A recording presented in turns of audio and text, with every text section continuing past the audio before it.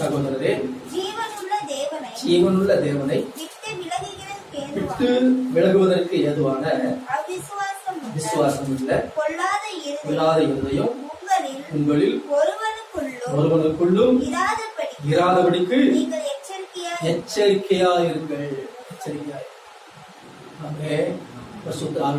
எச்சரிக்கை கொடுக்கிறேன். விளைகிறாதீங்க, தேவனை விட்டு விளைகிறாதீங்க. எது விலக செய்யுமா? அவிசுவாசம் உள்ள கொள்ளாத. அவிசுவாசம் நம்ம உள்ள தேவனை விட்டு என்ன செய்யணும்? விலக செய்து விடும். இன்னைக்கு நம்ம தேவனை விசுவாசிக்கணும், தேவனுடைய வார்த்தையை விசுவாசிக்கணும், தேவனுடைய ஜபத்தை கேட்பார்னு விசுவாசிக்கணும். தேவனுக்கு நன்மை செய்வார் என்பதை விசுவாசிக்க வேண்டும். தேவன் என்னோடு கூட இருக்கிறார், என்னோடு கூட உலாவுகிறார், என்னோடு கூட அவர் வருகிறார் என்பதை விசுவாசிக்க வேண்டும். அதனால விசுவாசி என்று பெயர் பெற்றிருக்கிறோம். அப்ப அவிசுவாசம் வரும் பொழுது நம்மை ஜீவனுள்ள தேவனை விட்டு என்ன செய்து விடும்?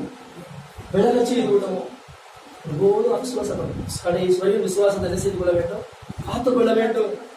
விசுவாசத்தை காத்துக்கொள்ள வேண்டும். விசுவாசம் என்பது அதுக்கு பேர் என்ன கொடுக்கிறார் ஆவியானவர்? கொள்ளாத இல்லை. கொள்ளாத என்ன நடக்கும்?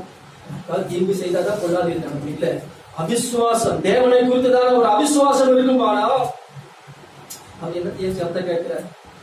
என் ஜபத்தை அவர் கேட்க மாட்டார். எனக்கு என்னது நன்மை செஞ்சுட்டாரு, எனக்கெல்லாம் ஒரு நன்மை செய்ய மாட்டார். இப்படி ஒரு அவிசுவாசம் அப்படியே வந்து கொண்டிருக்குமானா அதுக்கு மேல என்னது? கொள்ளாது இருக்கு. இது கொஞ்சம் கொஞ்சமா வளர்ந்து வளர்ந்து வளர்ந்து என்ன செய்யணும்? அப்படியே தேவனை விட்டு இழந்துச்சு.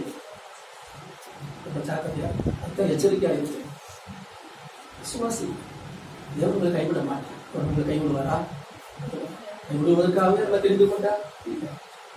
அவர் ஒருபோது நம்ம கைவிட மாட்டார். அங்கே நம்ம ஜபத்தை கேட்பா.